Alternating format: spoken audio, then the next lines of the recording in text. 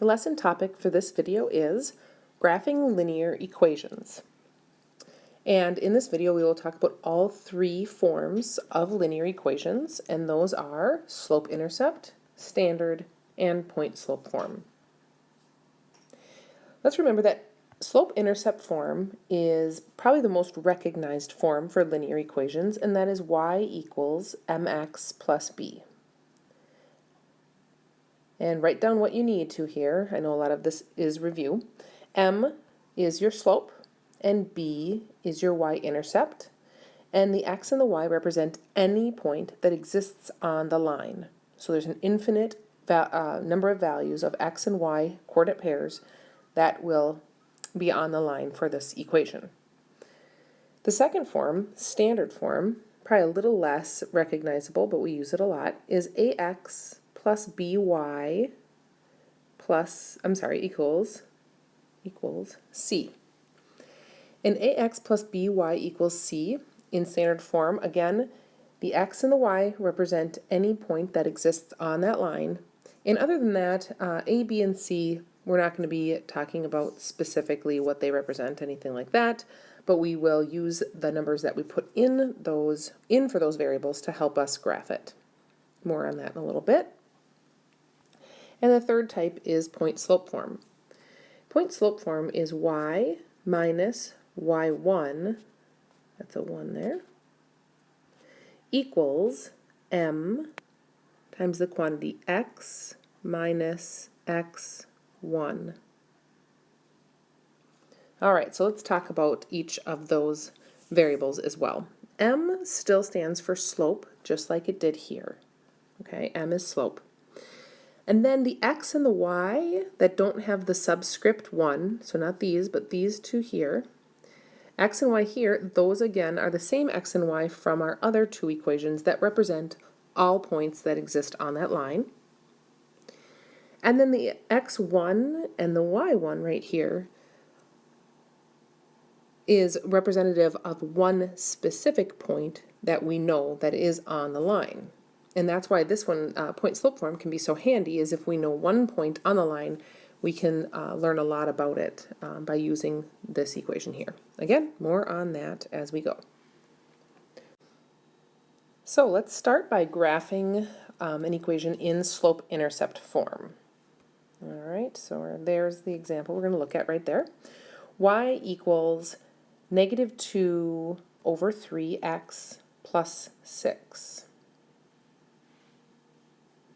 All right, so the first thing we have to remember is that, again, our slope is the number that is in front of x. Now it's the coefficient of x. Coefficient is the number in front of a variable. So the coefficient in front of the x is our slope. So here is our slope. So we're going to write down m equals negative 2/3. Now if you think about this, it's important stuff here. Right off the bat, remember that if your slope is negative, what is the graph going to look like for our line? Well, it's going to be going downhill. We don't know where yet, but it's going to be going downhill. It will not be going uphill because the slope is negative. So pay attention to that always to make sure if you made a mistake, you can fix it if you see that your slope is going the wrong direction.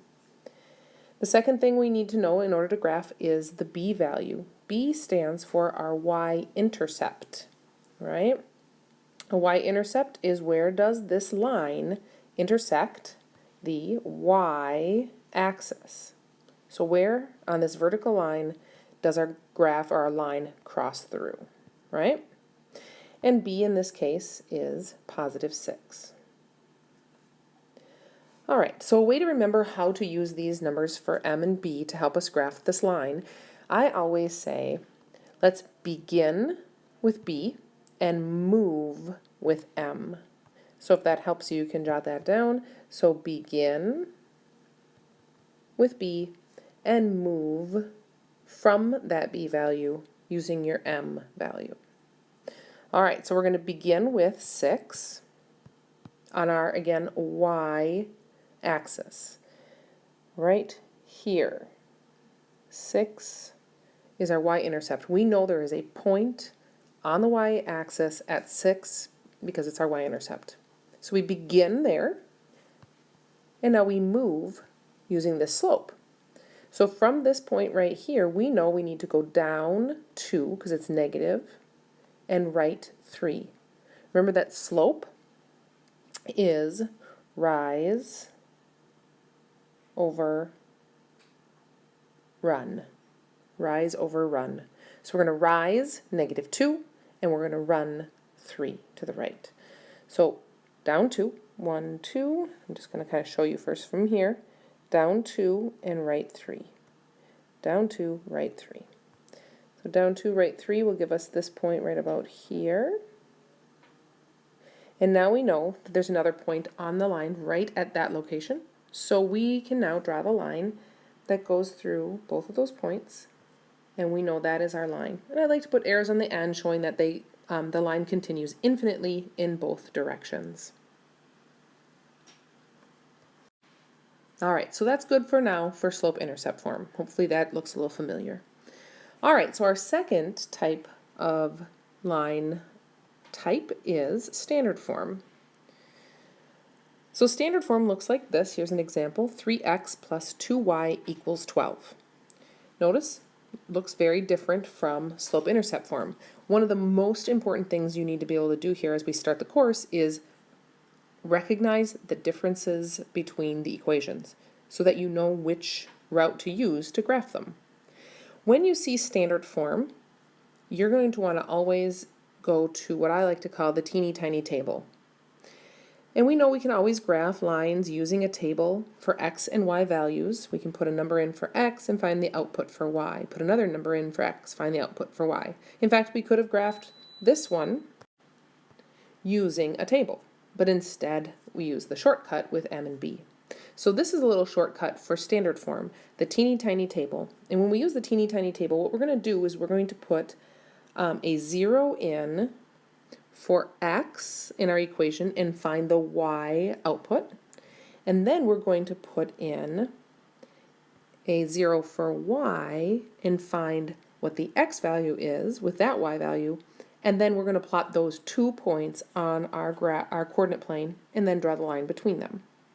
So it's pretty quick once you get used to this method. So the first thing we're going to do is put a 0 in for x. Here's our x. We're going to put a 0 in there.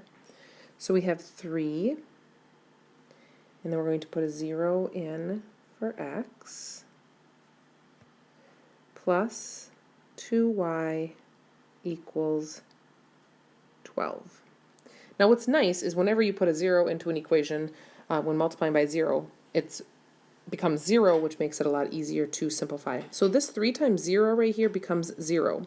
So you can kind of ignore all of this now, and then all you've got is this little equation right here, 2y equals 12. Well, if 2y equals 12, what do I have to multiply 2 by to get 12? The answer is 6. So 6 is our y value when x is 0. Now we're going to do the exact same thing, but this time we're going to put 0 in for y. 0 is such a nice number to use because it becomes 0 when we multiply. So 2 times 0 right here is 0. So all this we can ignore now. So we have 3x equals 12.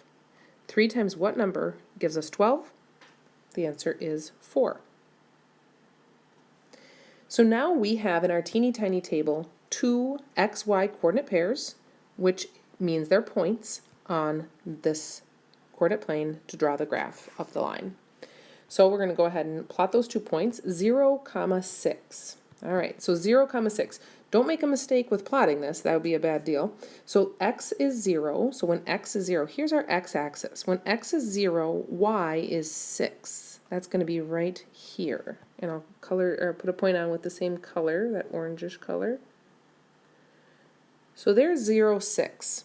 Remember, you don't want it over here because that is 6, 0. All right, our second point is 4, 0. So when x is 4, y is 0. When x is 4, y is 0. That's called our x-intercept. We'll put that right there.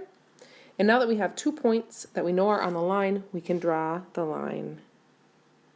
I missed a little bit. It's a little bit too high there. Let's see if I can move it down.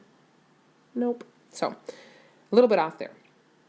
And that is how we graph in standard form.